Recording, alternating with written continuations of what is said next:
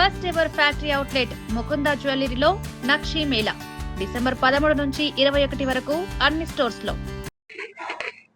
పంచాయతీ ఎన్నికల వేళ గ్రామాన్ని నడిపించే నాయకుడు ఎవరా అన్న దాని మీద ఇప్పుడు అంతా ఉత్కంఠగా ఎదురు చూస్తా ఉంటే ప్రతి గ్రామంలో కూడా. అయితే ఈ రోజు మనం కల్లూరు మండలం ఎర్రబోయినపల్లి గ్రామ పంచాయతీలో అయితే ఉన్నామో, ఇది జిల్లా వ్యాప్తంగా కూడా ఇది హాట్ టాపిక్ గా ఉన్నటువంటి ప్రాంతం. ఏదైతే అధికార పార్టీ అభ్యర్థి కావచ్చు, ఇక్కడ ఉన్నటువంటి ప్రత్యర్థి కావచ్చు, బలమైన నేతలుగానే తెలుస్తా ఉందా. అయితే ఈ నేపథ్యంలో మనం ఇక్కడ బీఆర్ఎస్ పార్టీ మండల నాయకులు కోట్రు కిరణ్ గారితో ఉన్నాము. ఏదైతే ఇక్కడ ఈ గ్రామంలో బీఆర్ఎస్ పార్టీ ప్రచారం కావచ్చు, ఇక్కడ ప్రజల్లో స్పందన ఎలా ఉందనే విషయాన్ని కూడా తెలుసుకునే ప్రయత్నం చేద్దాం. సార్ నమస్తే అండి. ప్రధానంగా ఈ మీ గ్రామం చాలా హాట్ టాపిక్ గా ఉంది. ఏదైతే ఇక్కడ ప్రజలు ఎవరి వైపు చూస్తున్నారంటే మీరు ఏం చెప్తారు? ప్రజలు చాలా చైతన్యవంతులు. వారు ఎవరిని చూస్తారనేది, మా తాతగారు మా నాన్నగారు ఏమి రాజకీయాల్లో లేరు, నాది రాజకీయ నేపథ్యం ఉన్న కుటుంబం కాదు.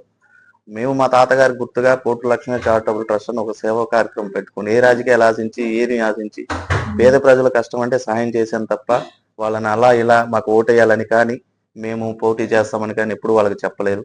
మేము కరోనా టైం నుంచి మేము చేసిన సేవా కార్యక్రమాలే మాకు కలిసి వచ్చే అంశంగా మేము భావిస్తున్నాం. అంటే ఇక్కడ అభ్యర్థి కోట్రు శ్రీనివాసరావు గారు ఆయన ప్రచారం చేస్తా ఉన్నారు. దాంతోపాటు మీరు అందరూ కూడా ప్రచారంలో తిరుగుతున్నారు. అసలు ప్రజల నుంచి ఎలాంటి స్పందన వస్తుంది? ప్రజల నుంచి మంచి స్పందన ఉందండి.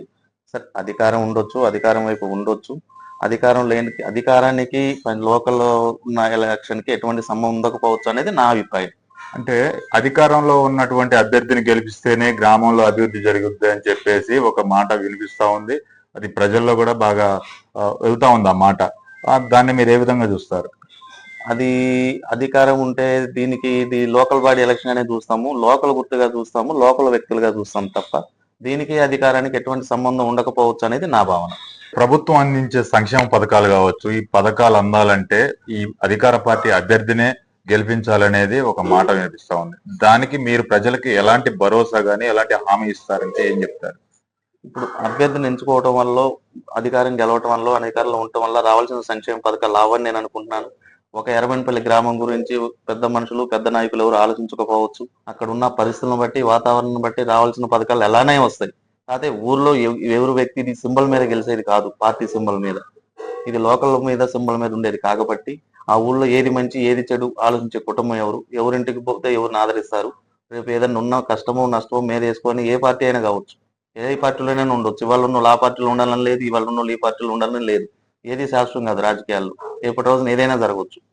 జనం కూడా ఆలోచన విధానంతో ఉంటారని నేను ఆలోచిస్తాను. అంటే మీరు ఏదైతే ఇక్కడ అధికార పార్టీకి ధీటుగా బలమైన వ్యక్తి అనే చెప్తున్నారు, ఆయనకి ధీటుగా మీరు పోటీ పడటానికి కారణం డబ్బా, లేదంటే ప్రజల, లేకపోతే ఓటు మీద నమ్మకమా, ఏంటి? మీరు ఏమని చెప్తారు? ప్రజలు. ఎందుకంటే మేము ఎప్పటి నుంచో ఒక సేవా కార్యక్రమాలు చేసుకుంటూ జనంలో ఉన్నాము. వెంకటవీర గారి అధికారంలో ఉండొచ్చు, డాక్టర్ గారు ఉండొచ్చు, ఎవరైనా ఉండొచ్చు, కానీ మనం వారితో సంబంధం లేకుండా ఇది లోకల్ గుర్తుతో లోకల్లో వెళ్తున్నాం. మనం వారిద్దరూ సత్తుపల్లికి పెద్ద నాయకులు, వారితో పోటీ పడే అంత మాది కాదు. మేము చేసిన లోకల్ సర్వీసులు మమ్మల్ని గెలిపిస్తాయి అనేది ఒక మన నమ్మకం. బీఆర్ఎస్ పార్టీ అభ్యర్థి సర్పంచ్ గా గెలిస్తే మీరు మీ గ్రామ ప్రజలకి ఇచ్చే హామీలు ఏంటి సార్? డ్రైనేజీ వ్యవస్థ మెరుగుపరుస్తాము.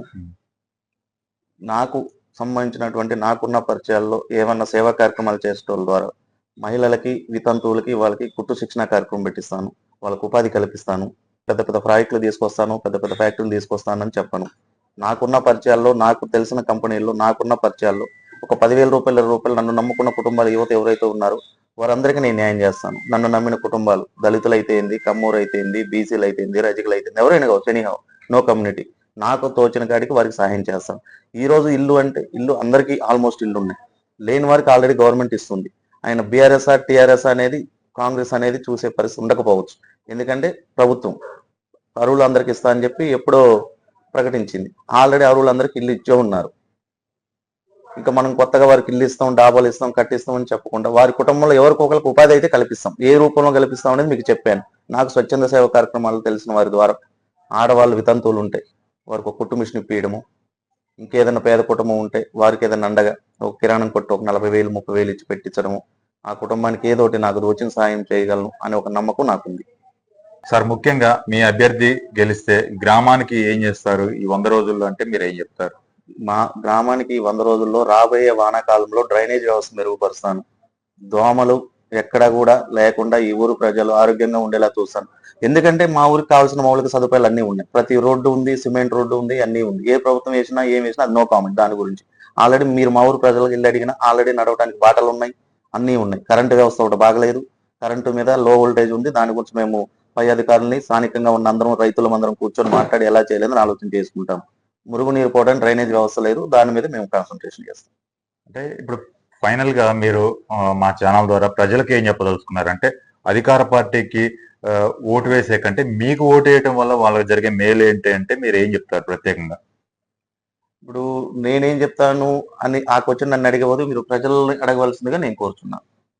అంటే వాళ్ళకి జరిగిద్ది మేలని వారికి నమ్మకం ఉంటే వారిని అడగండి. నేను చెప్పింది అనుకోండి, నేను చెప్తే నా సొంత డబ్బా నేను చెప్పినట్టు ఉంటుంది. అదే మీరు వారిని అడిగారు అనుకోండి, వారి స్పందన ఎలా ఉందో నాకు చెప్పండి. రైట్. ఇప్పటి వరకు మనం బీఆర్ఎస్ పార్టీ నాయకులు కోటూరు కిరణ్ గారితో మాట్లాడడం జరిగింది. ఏదైతే ఇక్కడ ఎర్రబోయినపల్లి గ్రామంలో ఇప్పటి వరకు చాలా వరకు గత ప్రభుత్వాలే కావచ్చు, ఈ ప్రభుత్వమే కావచ్చు, చాలా కార్యక్రమాలు అయితే చేపట్టింది.